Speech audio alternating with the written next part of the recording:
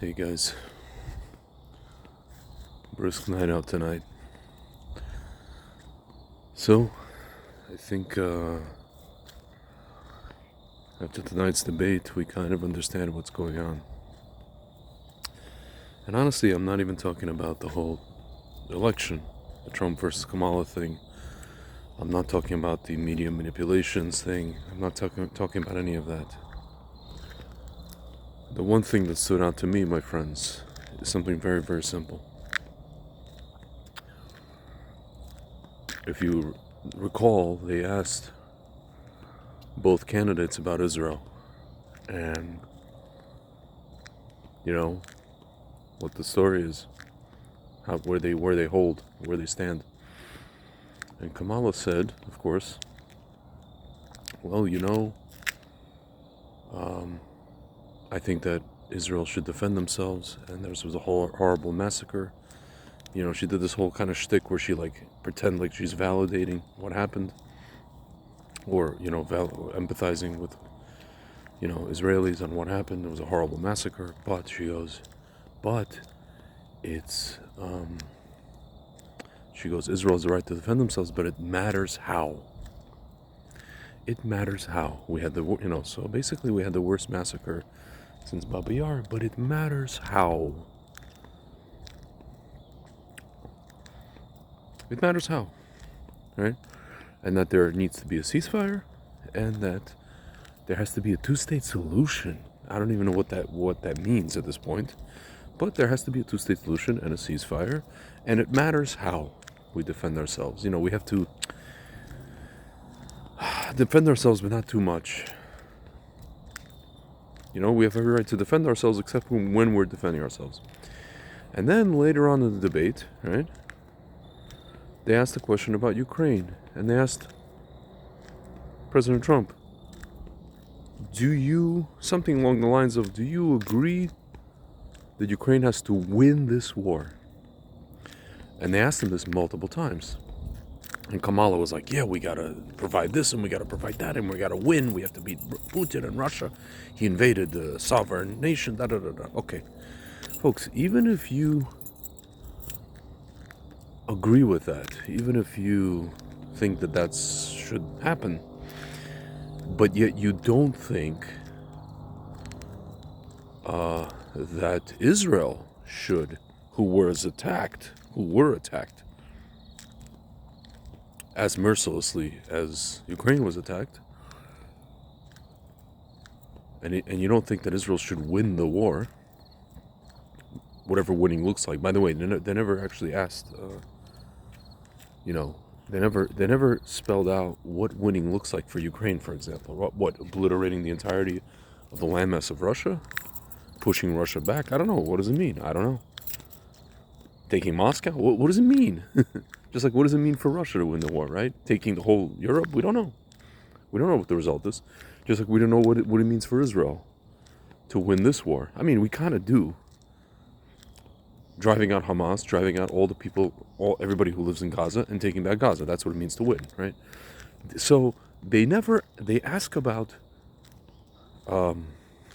Ukraine winning, but they don't want Israel to win, folks. But here's the thing. This is all our fault.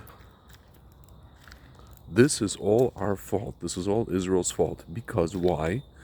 Because Israel hasn't actually won a war. I mean, you could say since 1973, decisively since 1967. Decisively, meaning like actually capturing what's rightfully ours. In this particular case, in 67, Judea and Samaria, and Jerusalem, the old city. Now you could say, well, we gave back the Temple Mount, we didn't annex Judea and Samaria. Let's put those, political kind of machinations aside. We won a war decisively in a very, very short period of time.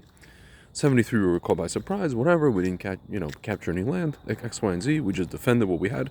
Folks, we haven't won a war in 50, it's going on 57 years. Israel has not won a decisive war where they capture land in 57 years. their own land, right? We've just been fending off, people who want to kill us, or defending ourselves from rockets.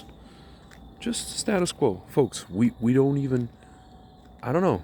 And listen, guys, I mean, when I say we, I'm talking about the Israeli public have been so demoralized since pretty much the mid-70s. They continue voting for people who they think are going to help them, but these are people who are harming them. Not only that, even if they vote in, or when they vote in a so-called right-wing government, it doesn't even matter, guys. You know why? Do you know who controls these apparatuses that decide whether or not we win wars? Leftists. The top brass in the military, leftists. Supreme Court, leftist. Media, leftist. Histadrut, leftist. Guys, the entire of anything that matters, in anything that matters, are people who do things not in the interest of the Israeli public or of Israel, or the land of Israel. They are not. And the people keep going to vote in elections. They think they're voting for legislators that are going to be for them. Either the legislators do represent them, but there's nothing they can do because, again, these apparatuses are all controlled by people who hate Israel, which is like 10% of the country, but, and who are beholden to people outside of Israel, like foreign entities. Or these people, or the people in the Knesset don't represent the people at all. And folks, now imagine the Israeli public have been so psyoped and so demoralized that they are now, at this point, they're basket cases. How do I know that? Because they've allowed the government to keep them in this trance where they believe, or where they accept, rockets every single day for 18 years until we got to October 7th, which was the crescendo. It was the crescendo of the process that began in pulling Jews out of their homes in Gush Katif, in Gaza, 2005, then daily rockets for 18 years, and then culminating in this crescendo called October 7th. My friends, and by the way, who planned it? One of the people we exchanged for who? Gilad Shalit in 2011. Folks, this is madness. And so, it's true that, we haven't had a decisive victory in over 50 years, 55 years, more than that. It's true that nobody cares if we had a decisive victory in that time span, including, what do they call him today? David Muir? I forgot, somebody gave him a nickname today. Whatever, it escapes me. But including the ABC moderators, including Jews in America, they don't seem to have a consciousness that we haven't won a war in 57 years. Folks, so you guys could ask, well, Tzvi, why does that matter? Why do we have to win a war? Why are we such warmongers? Folks, because when you win a war, your enemies don't F with you again. Folks, do you know why we have this, what's called cold peace, or relative non-aggression? It's not even peace, it's non-aggression with countries like Syria, Lebanon, the army of Lebanon at least, right? The armies of Jordan, the armies of Egypt. Do you know why? Folks, they tried to attack us 4 times. 48, 50, I believe, a bunch of times in the 50s. Let's say 53 or 56. 67 and 73. Folks, they don't F with us anymore because we kicked their ass. We won the war. Again, I'm going to quote, there was a coach, Herman Edwards, of the New York Jets. They asked him about, should you guys, is there still a point to play? You guys are not in the playoffs. And what he said to them? You play to win the game. You play to win the game. Folks, the Middle East it's a very simple equation. It's a zero-sum game in the Middle East. It's either you or them. They want you dead. If you don't kill them, they're going to kill you. Folks, we cannot, again, an Arab came out on Channel 14 or 12 in Israel, he said, if you guys, any scenario where you guys don't send these people to live in the Sinai and take back this piece of land, is a loss for you.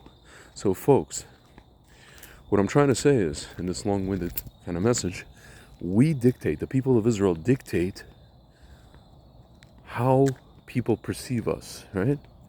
So if we haven't won a war in 57 damn years, you're going to hear nonsense like what you heard tonight. Oh, there should be a two-state solution, and there should be a ceasefire. Meanwhile, you're going to hear nonsense about Ukraine. Oh, Ukraine has to win this war. Has Ukraine ever been in a war? Have they been in a war ever? No. But everybody thinks they should win because whatever, Russia. Okay. Folks, we have to win this war. We have to win decisively. We have to take back Gaza. These people have to go, I don't know where, Timbuktu. As we say in Russian, the все четыре стороны, all four directions. Let them go to those countries whose asses we kicked.